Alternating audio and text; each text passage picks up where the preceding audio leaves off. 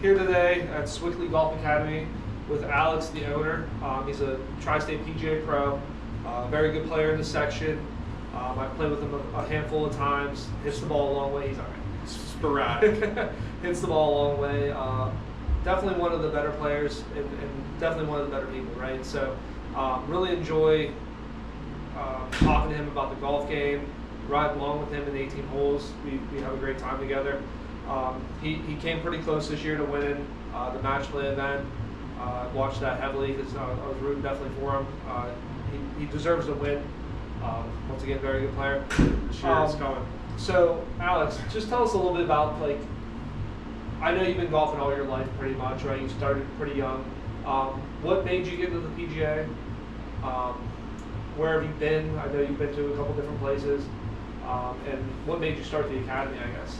So, just a little bit of background about myself. I've been playing golf pretty much my entire life. Played high school golf at Penn Trafford, played college golf at Clarion University, and pretty much after I graduated from Clarion, I was a finance major and I got out of the golf business. I pretty much gave up the game for like 3 years. And then in 2016, I got back into it. So I did my apprenticeship, I guess you could say, as an assistant at Diamond Run for like 3 years.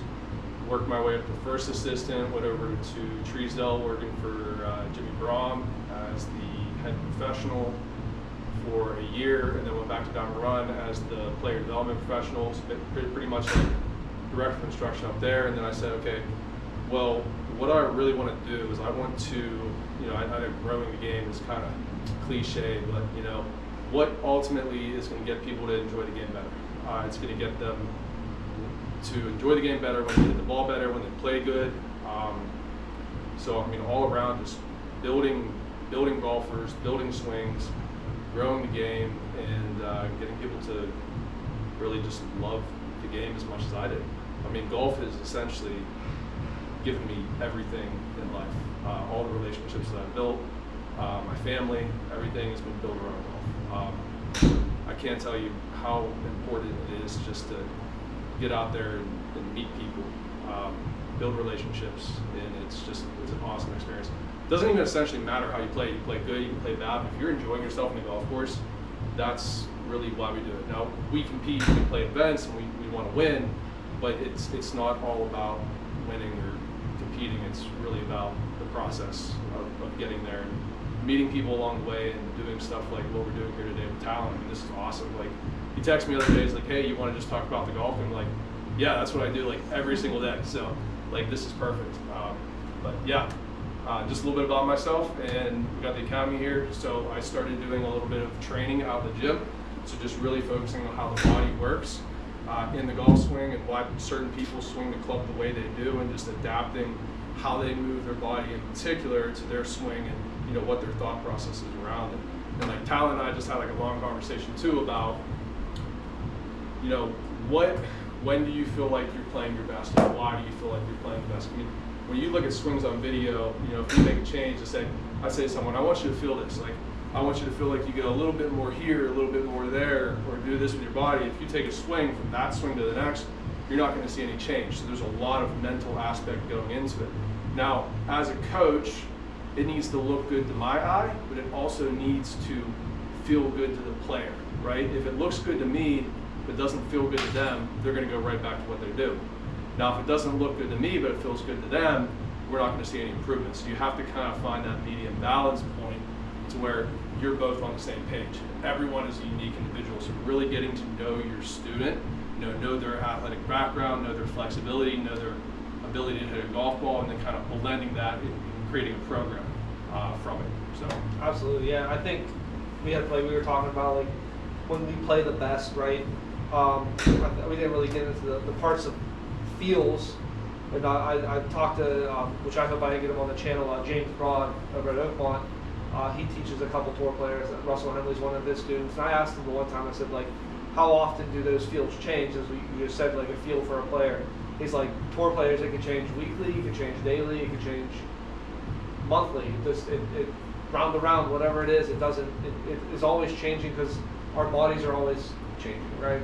Yeah. Our shoulders might be tight that one day, our hamstrings might be tight the one day. So like, when it comes to a student, whether it's a beginner, intermediate player, or if I came to you as a pretty decent player, where do you go first, right? Like, it's obviously for me as a teacher, it's obviously a little different in the sense of like, if I know that person is a good player right now, I don't want to do something detrimental in terms of like changing something that they do well to make it crazy better if they're doing it well right now. I'm trying to, you know what I'm saying? I'm trying to blend in with like, what do they do well and what do they do that needs adjusted?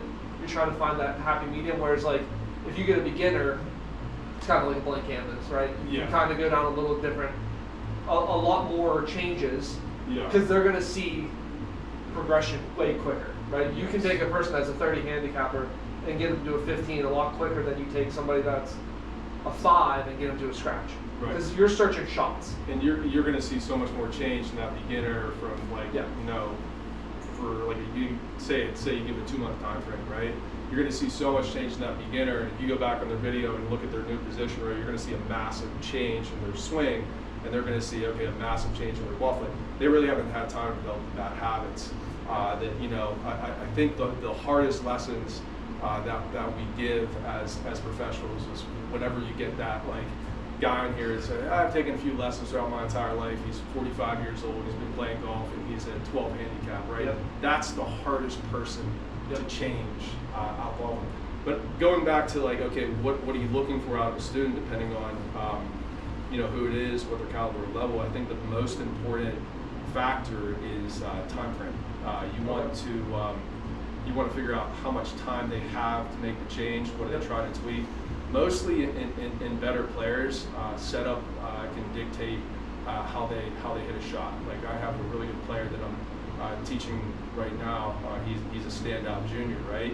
And he can repeat a shot over and over and over again. And he says, okay, well, you know, I'm typically a little bit of a fade player. I'm like, you know, you have to understand why you're a fade player. Is it because of your swing, or is it because of how you're setting up? And you know, we can tweak something in setup. Like if someone's set up like a little bit just like this, right? A little bit more open. Just a little bit more open stance, slightly open shoulders, right? And they get that higher right shoulder coming down. Like a good player is going to have a little bit of a fade because of that. But naturally, the right hand has to sit lower than the left hand on the grip. So naturally, the right shoulder is going to get a little bit lower than the left shoulder. And we have to counterbalance with a little bit of side, I would say a little bit of right side bend, and just have our hands a little bit more in front to get that elbow in front. And all of a sudden, you can take a good player going like this and go back to them, you know, hitting a pretty straight shot here, or even a draw movement right there, right? So that I guess that's number one thing to know, how to identify, you know, what that player's potential is based off of just simply changing their setup. If they change their setup, you see consistent change in ball flight. That player is going to excel in playing golf. Now, if you go to like an intermediate player, the first thing I ask always in a lesson is, okay, first off, what's your time frame? What are you looking to accomplish? What's your goals? And then what's your athletic background, right? If they have no athletic background, they get up to the ball and they hold it like this and they go like that, right? You got a lot of work to do, right? So you have to kind of go from to a complete reset at that point. I think the easiest players to work with would be like someone who's learning that has athletic background, but hasn't developed any bad habits. You can simply turn that person into a, you know, 4 or 5 handicap in probably about a year if they've, you know, only played golf just a little bit, right? Because they have the ability to move their body in different positions, and they have the ability to understand and listen, right? But there's so much that goes into it. What you do a lot, we spoke earlier before we started the camera, you do a lot more. You're not one-offs, right? You're not like, hey, come take a lesson, you're done. You're building a program for that player, which I'm starting to do on my own aspect, is like different packages of like, not so much just like range work, it's kind of like mental work, and also like, what do I do on the course, right? So like you're doing more package stuff where you're doing a monthly rate, right? Yes. And you're getting a certain amount of lessons in that rate within that time frame. Right. And what's nice with your setup, which I can show it here in a little bit, is you have the V1, you have the TrackMan, we have another bay. So you're able to take that person's first swing that you see, save it, and then in 2 months be like, hey, this is where we are and this is where we came from.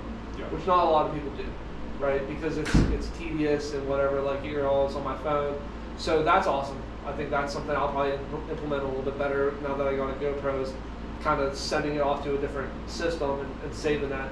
Get a voiceover too. Yeah. Like if you can go back and like say you can work with someone in 2 months and you're voicing over a lesson and sending it over to them, they have that. Like the B1's great because they have their locker on their phone in that app. Yeah. And so you can see the progression of each lesson. Like okay, this is where you were 2 months ago. This is where you are now. What's your feels to be able to achieve this? And then they have that reminder that they go back and like.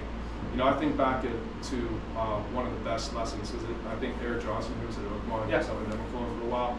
My dad, when I was in college, got me, I think it was like a Christmas present or something, got me a lesson with him in the spring. And then right after that lesson, I went out to, I think it was like ESAX or something. I like shot like the lowest round there. And it was simply just one feel, and I'll never forget that lesson because it was so simple. Yeah. And keeping it simple and unique to that person is very, very important, but you have to kind of go through a lot of doors and a lot of gateways to find what that simple thought is, because getting to that simple thought is not simple, but creating that simple thought for the person is simple. Then you have to, okay, well, how vocal do I want to be about the process of how I got there? Because, starting to say too much at some point, right, can get them thinking about, okay, well, that's how I got there, that's why I did this. But, there's, what do you say in a lesson? When do you say it? How do you say it is also very important from the delivery aspect of it.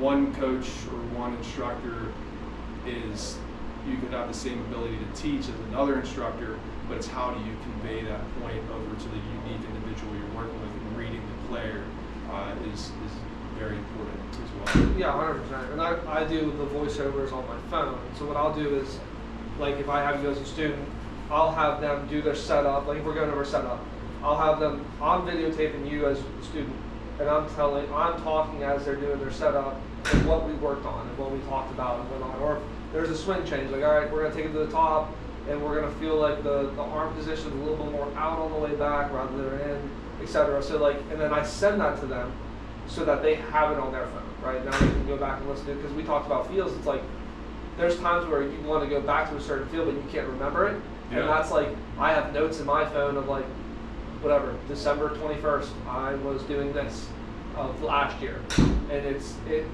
makes you kind of go back in time, because there's obviously moments where we play our best, like we talked about, and then there's times where it kind of veers off track and we need to get it back. And without the technology we have nowadays, it's virtually impossible, right? Because of thought processes.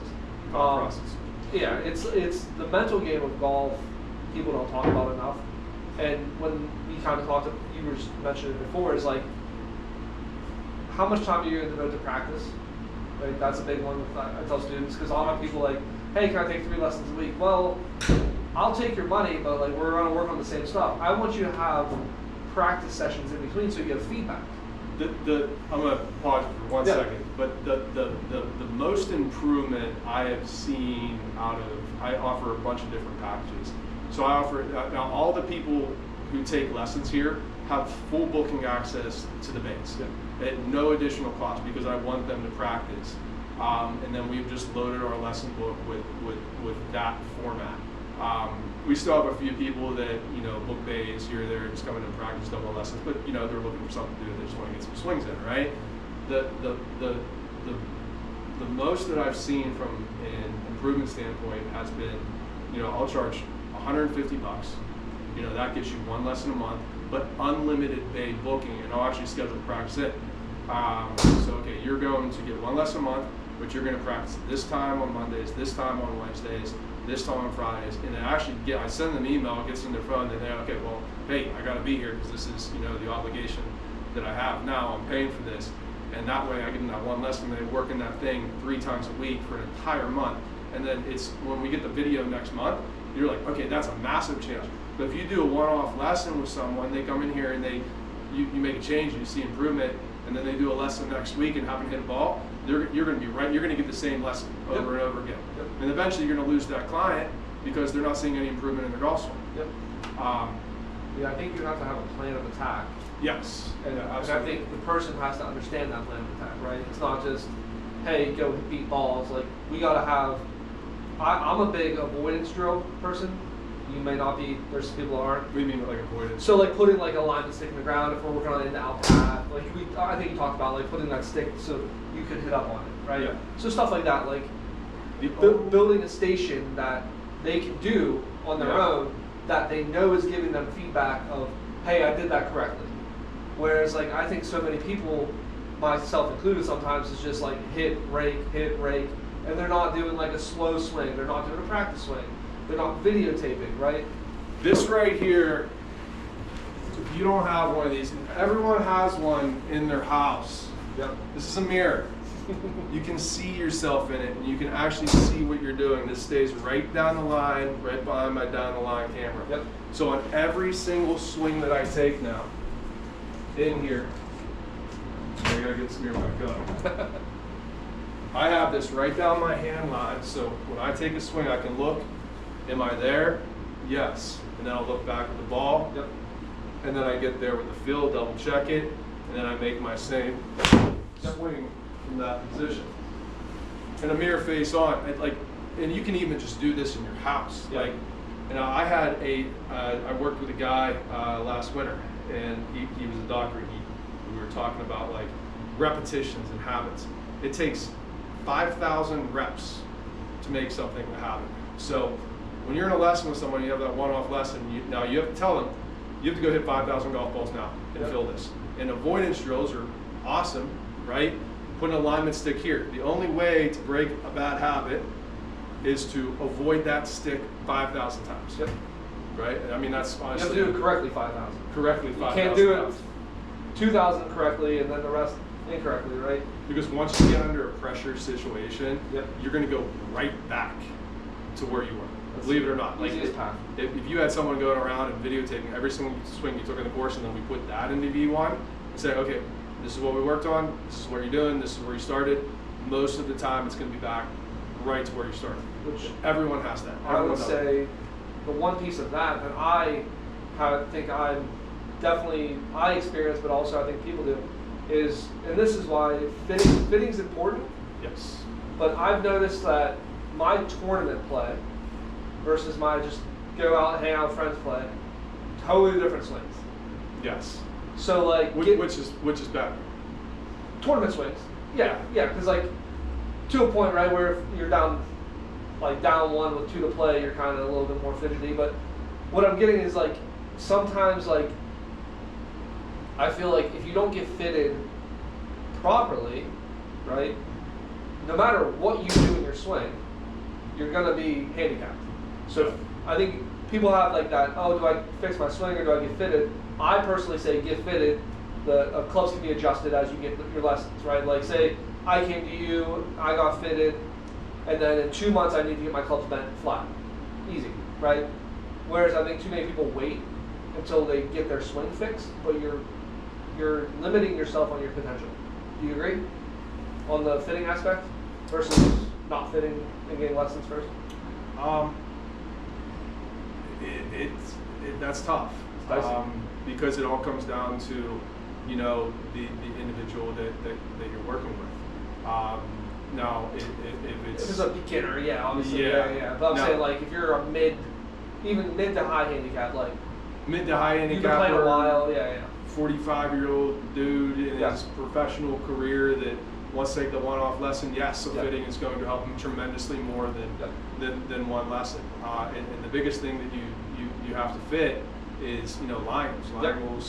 Liners change swing direction itself, because if your club is 5 degrees flat right here and you have a steep swing, you're going to want to get back to this point, right? And then you're going to change your body posture as you come down and you hit through it, right? So there's a lot of compensations for the club that you're playing.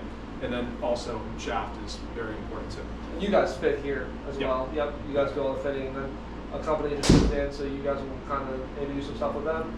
Yeah. Next year, Tom Bailey, he's the founder and owner of Avoda Golf. You might recognize that brand name, Avoda. Bryson had those irons in his bag this year that were custom built for him by Tom. They just moved their headquarters to Pittsburgh, and the guy's a literal genius. Like I feel like I need a notebook sometimes when I listen to him talk. Just like, holy crap! Like, this is like brilliant stuff.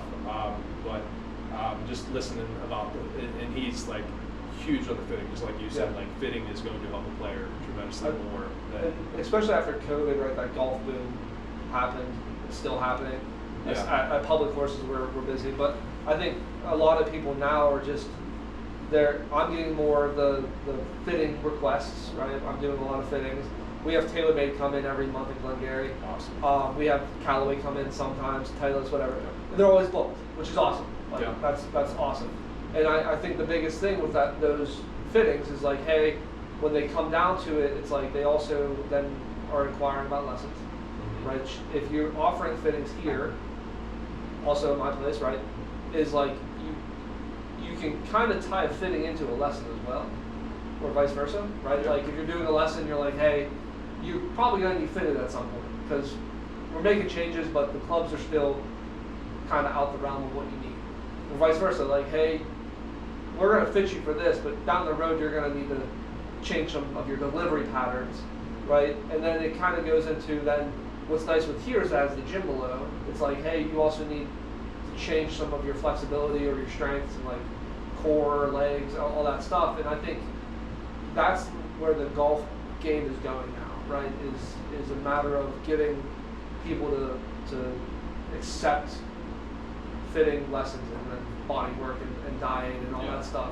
And the gym alone, like, you know, I mean, obviously you can work on golf specific movements in the gym, but just getting in the gym and getting stronger, you're going to feel healthier, you're going to feel more confident, it's going to translate in your golf, even if you're not doing the right things. Now, like if you're bodybuilding, right, and you're on a bench and you're really bulking up your chest, right, I wouldn't recommend that, right? Maybe more free weights, more flexibility stuff, but it's more based off of, you know, creating strength and flexibility at the same time and learning how to activate muscles that you might have never activated before. And then also understanding, you know, what you're prone to injury-wise and, you know, strengthen the muscles around that area so that you can support it a little bit better, right? Because if you have it, like, if you have, you know, a wrist injury or you have a previous history of like a shoulder problem, right, you're going to guard against that in your swing. So being able to be confident that you can swing the way you're supposed to or swing the way that's optimized to your swing and to your body without injuring that shoulder, it's going to help a ton. Now, I wouldn't just go into the gym and lift as heavy as you possibly could and just go, you know, you got to start slow. You got to have proper movements. You got to learn how to use your core. You got to learn how to use your big muscles and have stability. I'd start with yoga. Yoga's great. Yoga, don't do hot yoga. You'll be miserable. But yoga is just a general like movement pattern of like using your core the whole time and flexibility and whatnot. It's very vital. Like it's that movement pattern. But let's jump into something else